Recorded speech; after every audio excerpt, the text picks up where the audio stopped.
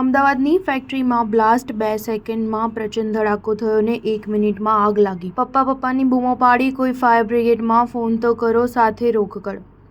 અમદાવાદના ઓઢવ વિસ્તારમાં આવેલા અરિહંત ઇન્ડસ્ટ્રીયલ એસ્ટેટમાં એક ફેક્ટરીમાં બ્લાસ્ટની ઘટના બની હતી, જેમાં માલિક અને કારીગરના ઘટના સ્થળે જ મૃત્યુ થયા હતા, જ્યારે 3 વ્યક્તિને ઈજા થતાં સારવાર માટે હોસ્પિટલમાં ખસેડવામાં આવ્યા હતા.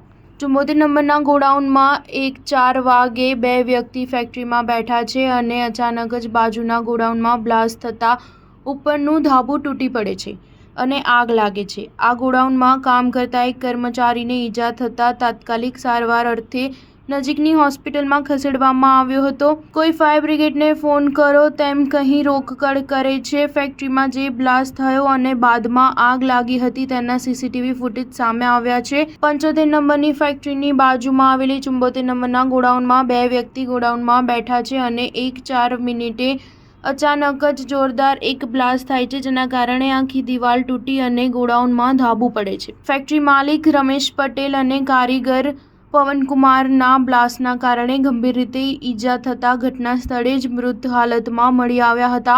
3 લોકોને ઈજા થઈ હતી, જેથી તેઓને એમ્બ્યુલન્સમાં તાત્કાલિક સારવાર અર્થે હોસ્પિટલમાં ખસેડાયા હતા.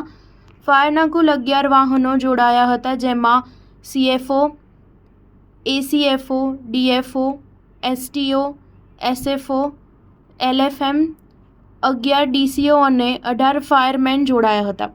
દુર્ઘટનામાં કુલ 2 કેઝ્યુઅલ્ટી ઘટના સ્થળ પર પોલીસ વિભાગને હેન્ડઓવર કરવામાં આવી છે અને કુલ 3ને 108 તથા પ્રાઇવેટ વાહન મારફતે નજીકની હોસ્પિટલમાં રવાના કરવામાં આવ્યા હતા.